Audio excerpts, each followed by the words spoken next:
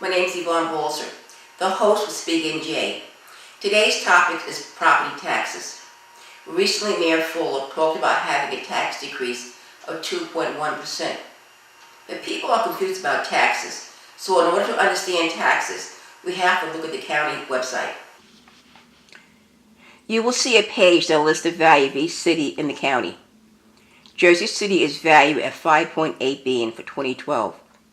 Mayor Fulop said some abatements will expire.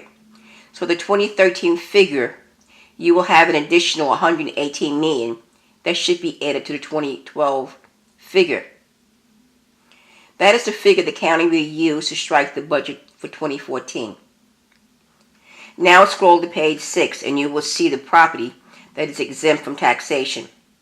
Tax abatements are under Other Exemptions column.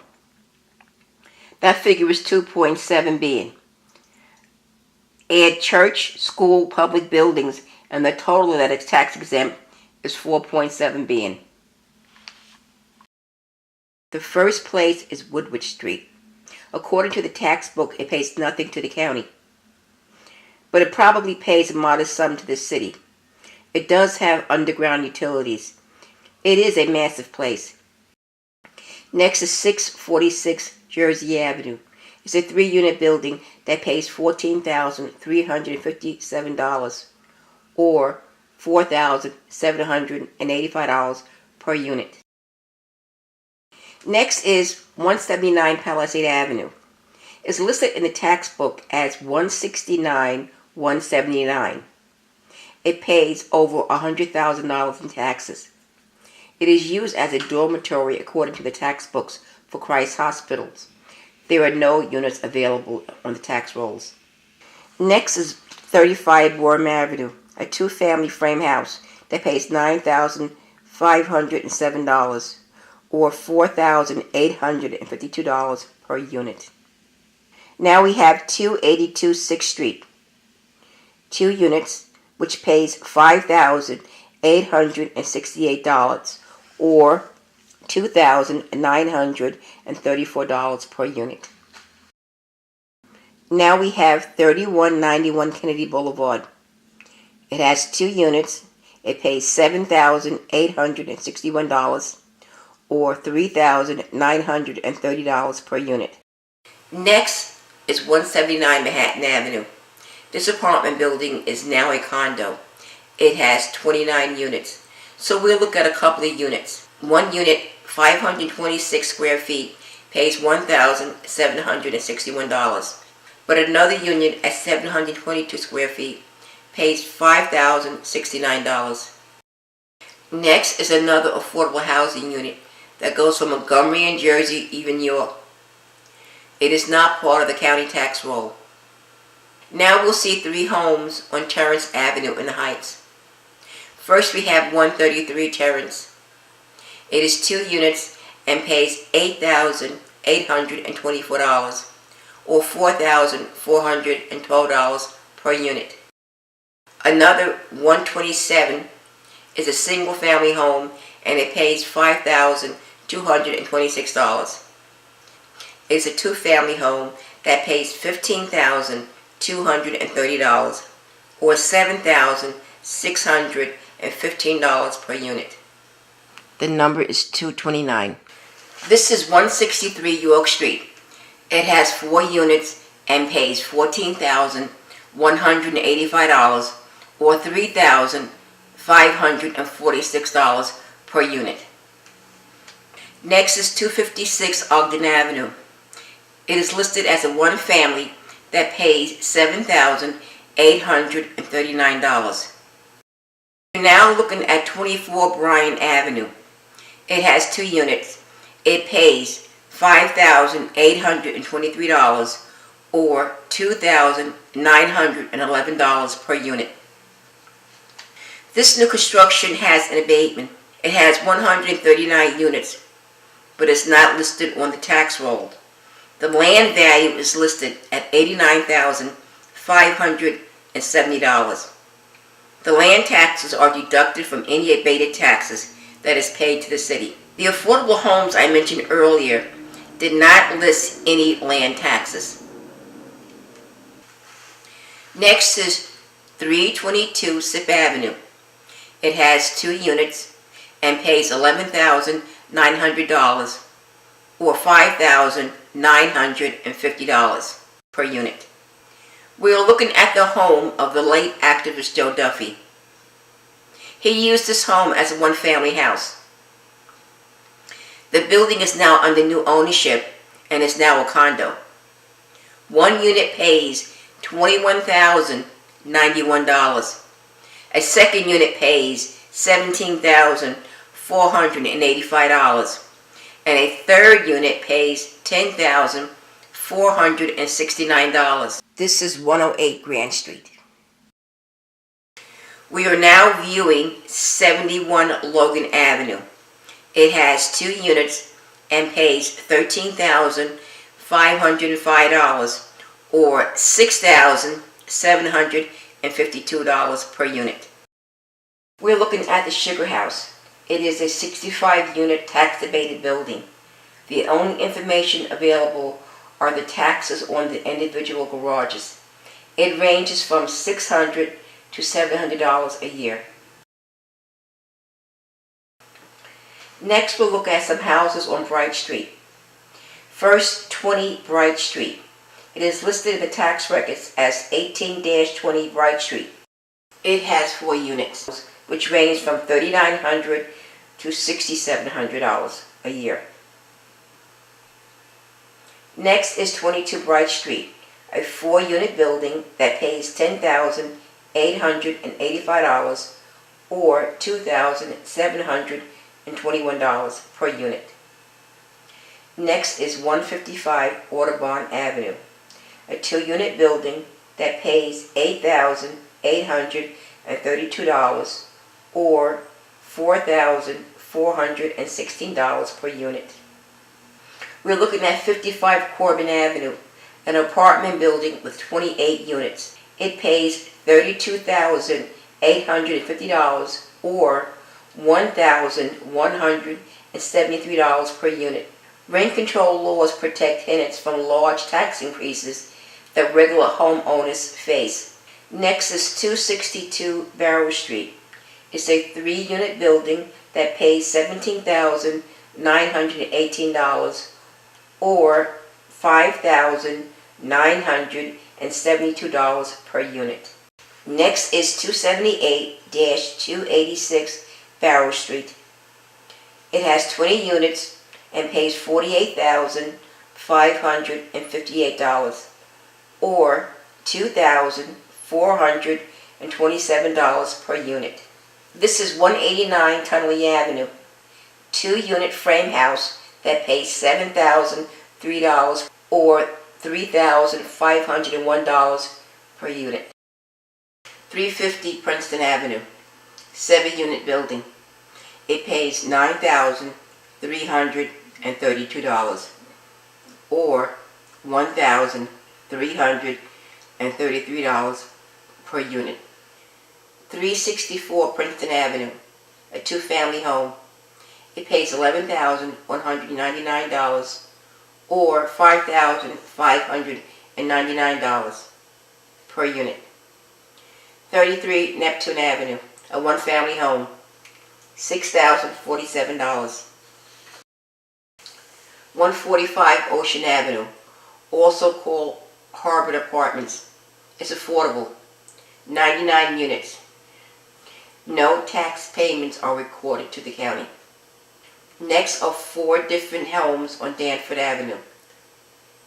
239 Danford Avenue. It says 4 units according to the tax records. It's $9,556 or $2,389 per unit. 312 Danford, 4 units. It pays $8,630 or $2,157 per unit. 223 Danford Avenue, a 2-family home. It pays $9,444 or $4,720 per unit. 369 Danford Avenue, a 2-family home. It pays $11,049 or $5,524 per unit. 20 Spring Street, a one-family home, $8,996. We'll look at 4 homes on Kennedy Boulevard. 2271 Kennedy Boulevard, called Kennedy Commons. It's a condo with 28 units. One unit has 856 square feet. It pays $3,837. 1719 Kennedy Boulevard, a two-family home. It pays $10,937, or $5,468 per unit. 1914 Kennedy Boulevard, two-family house. It pays $8,832, or $4,416 per unit. 2555 Kennedy Boulevard, also called Boyd McGinnis. It has 213 units. No taxes are recorded for the building. 49 Highland Avenue, two-family house, $8,511, or $4,255 per unit. We'll see 2 homes on Tours Avenue. 67 Tours Avenue, a two-family home, $7,092, or $3,546 per unit. 66 Tours Avenue, 20-unit building. It pays $28,370, or $1,418 per unit. It's under rent control. Finally, 93 McGinley Avenue, 6 units. A condo. One unit has 721 square feet and pays $5,651. Another unit has 763 square feet and pays $5,980. The records for this show came from the Hudson County Board of Taxation. Affordable housing shows 0 tax being paid, but many do pay something known as pilots to the city. Affordable housing pays nothing to the county or the Board of Ed. The exception is public housing, which was started years ago. Their agreement paid 10% to the city, but they had a clause. Public housing was allowed to deduct water and utilities before their city received any funding. As utilities increased, public housing stopped paying Jersey City in the 1960s, more than 50 years ago.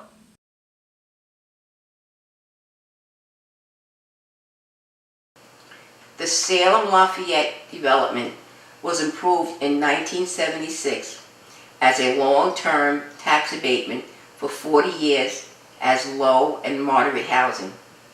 But 3 years before it expired, the Fulop administration rescinded or stopped the abatement, then issued a new abatement for an additional 30 years, for a total of 67 years. The reason for this extension? The developer is spending $22 million on improvements to the property, replacing windows, cabinets, etc. They will pay the city 6.28%, while other affordable housing pays as much as 15%. But they're not replacing the bricks of the building, so they will be assessed at full value. Regular citizens only receive a 5-year tax abatement if they improve their property. This abatement is supposed to create 150 construction jobs. Where will 150 people park their cars? There are 412 units. Residents here will enjoy 67 years of tax savings, while 2,200 Jersey City taxpayers are in lien for 2014. Perhaps they are in lien because they support everyone else's abatement.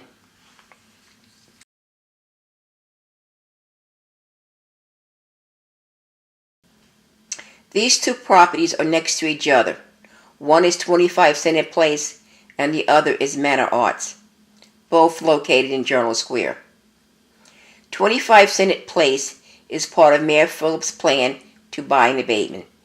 He has decided which area should have an abatement according to tiers. In this case, 25 Senate Place was eligible for 10 years. However, the developer was eligible to buy an additional 10 years. This property is next to Canco and will be adjacent to the Canco Park. It will have 266 units with 128 parking spaces. It will pay the city approximately $500,000 a year. This project says it will have 100 construction jobs. A two-bedroom condo in this area without an abatement pays between $8,000 to $10,000 a year. So a typical unit at 25 Senate Place will pay around $2,000 a year in taxes. Buying a tier is like winning the lottery. The Manor Art is across the street from 25 Senate Place, but the entrance is around the corner. The place is massive. It is described in the ordinance as Units 1 through 7, which consists of various buildings. The Manor Arts was approved by the Healy administration, but adopted by the Fulop administration. It has a 30-year abatement, broken down into 3 sections. Years 1 through 10 pays 10% of gross revenue. Years 11 through 20 pays 12%, and years 21 to 30 pays 14%. Besides the art studio space, it will also have 551 residential units.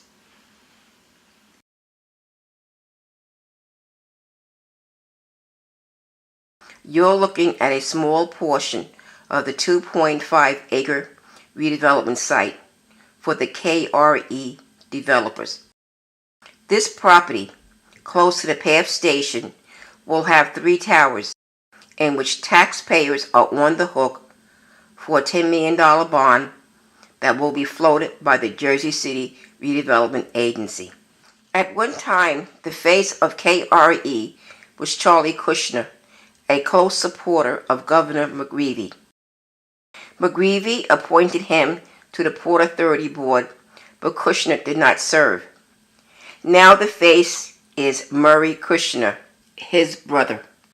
Charlie Kushner's son, Jared, is the owner of Political NJ and the New York Observer. Mayor Fulop has received positive press from both.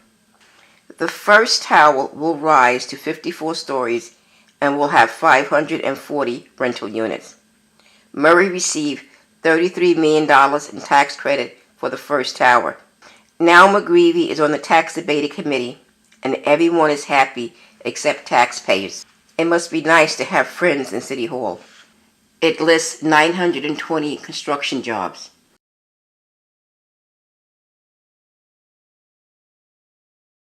This is another abatement that was started by the previous administration, but voted on by this administration.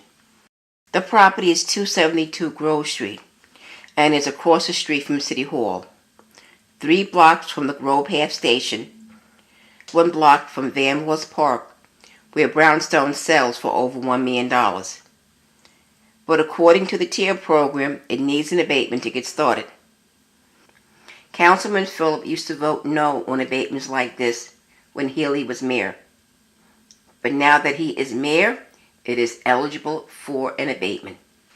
It will bring 99 more rentals in a neighborhood that is already overdeveloped.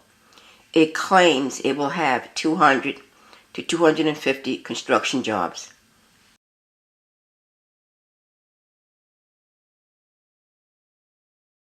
This developer did not buy a tier and has a 5-year abatement, although Councilman Fulop would have voted no when Healy was mayor. It will have 447 residential units. It will follow the new rule of FEMA, and it will be 13 feet above sea level for the first floor. 5-year abatements are reasonable. But when I asked the lawyer if a traffic study was done, he said it was done by traffic engineering. I asked City Hall for a copy of their report, and I was informed it didn't need one since it is a redevelopment zone. Well, the last traffic study I'm aware of was in the 1980s. It's about time the city does another traffic study. This development claims it will have 400 to 500 construction jobs. 369th Street is in the Hamilton Park community, where brownstone goes for approximately $1 million. The city has labeled this Tier 2, which is eligible for a 10-year tax abatement, but the developer is buying a Tier 3, so the abatement will be 20 years. The cost for this extra 10 years is around $352,000, or approximately $35,000 per year. This will be 80 market rate units. They will pay approximately 10%, or $284,000. It promises 90 construction jobs. This development is across the street from Ineos Jones Park.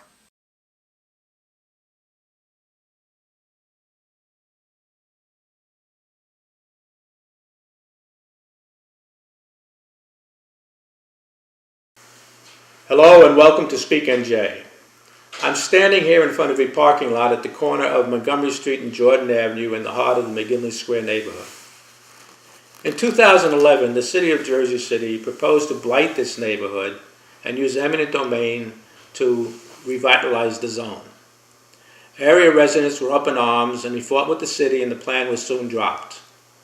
Last month, the Jersey City Planning Board voted to amend the McGinley Square East Rehabilitation Area Plan to allow St. Peter's University to increase a proposed tower across from the Armory from 175 feet or 17 stories to 275 feet or 21 stories. This has caused great concern once again for area residents. One planning board member said last month, "I don't know that it is in the best interest of the people who live here, but it sounds like it's a positive for the city." That's a very interesting statement, given that the longtime residents who have worked long and hard to make this a livable neighborhood have to be made uncomfortable so that those from outside their area shall be made comfortable. Area residents are very concerned that the effect of this tower will cast a giant shadow over many existing 2- and 3-story residential buildings. Behind me across the street is Hudson Catholic High School, which as you can see is 4 stories in height. The issue is also that the residents here feel that they have had no input into this plan that would better serve their community. They are concerned about the quality of life in the neighborhood, the increased density, the congestion, the impact it will have on local schools, noise pollution, and street traffic, which is underserved by public transit. Area residents feel that the city would be better served by improving quality of life through enhanced code enforcement, crime prevention, and the like, and have improved transit through this zone, and not build an isolated tower in the sky for a privileged few.